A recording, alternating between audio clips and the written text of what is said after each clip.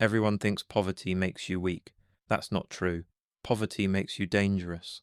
Because once you've watched someone you love slowly starve, the rules stop feeling important. People ask me how I became who I am. Powerful, feared, connected to the underground. But the truth is, this story started with my mother counting pieces of fruit in the dark. The roots sit at the bottom of the forest, where rain hits hardest, where nests collapse during storms, where 50% of monkeys live, and nobody from the heights ever visits unless they need cheap labour. In the roots, survival has mathematics, cruel mathematics. One golden seed equals 1 day of food. A monkey needs around 200 golden seeds a year to survive comfortably. Maya made maybe 3 seeds a day carrying orchard baskets, sometimes less. Some days she came home with nothing except cuts on her hands. And still, she smiled when she saw me. She used to tell me, "Manners cost nothing, AL." Funny thing to say when everything else did. I noticed something when I was young. My mother never ate until after me. At first, I thought she wasn't hungry. Then I got older, and I realized she was lying. She would pretend she already ate at work, pretend she was tired, pretend she wasn't hungry. Mothers in the roots become actresses, because children can hear hunger in silence. Meanwhile, in the Golden Heights, some monkeys inherited 500 golden seeds a month before they even learned how to climb. No labor, no danger, no mud, just ownership. A monkey born there earns more in one afternoon than a roots monkey earns in an entire month. And then they tell us, work harder. That was the first time I understood something important. The forest wasn't failing. It was functioning exactly how it was designed. One winter was worse than usual. Food prices exploded in Middle Canopy. Blade controlled most fruit transportation back then. Officially, he was a businessman. Unofficially, he was starving the roots slowly.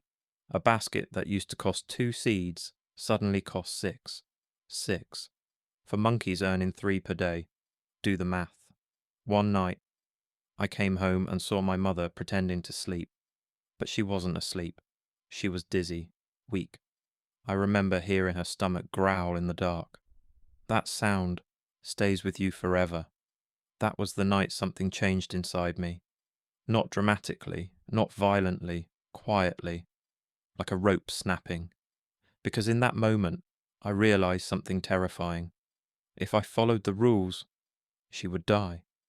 That's when I met Razor, before the scars, before the underground. Back then, he was just another angry monkey from the roots. Hungry monkeys recognize each other quickly. He asked me where I was going. I said, to solve a problem.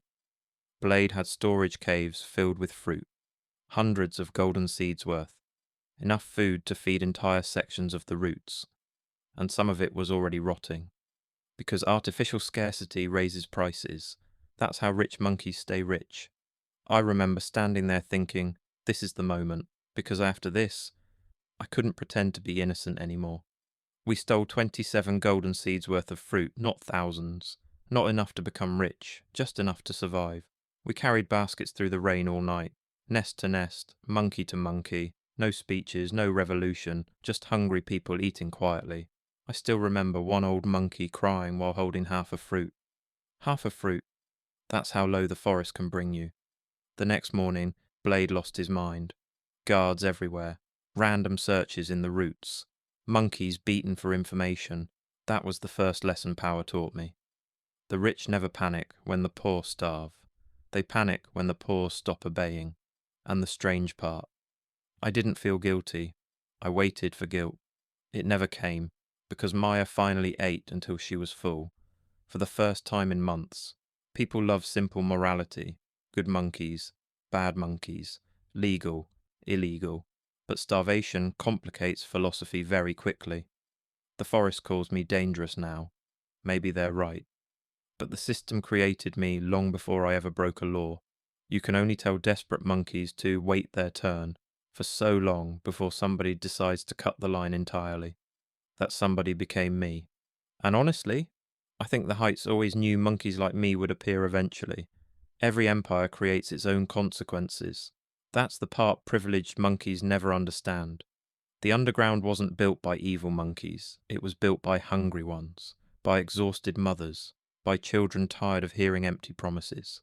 The forest acts shocked when monkeys steal food, but never acts shocked when workers die poor after a lifetime of labour. Interesting hypocrisy. So no, I don't think stealing made me a bad monkey. I think watching my mother starve made me stop believing the forest was good.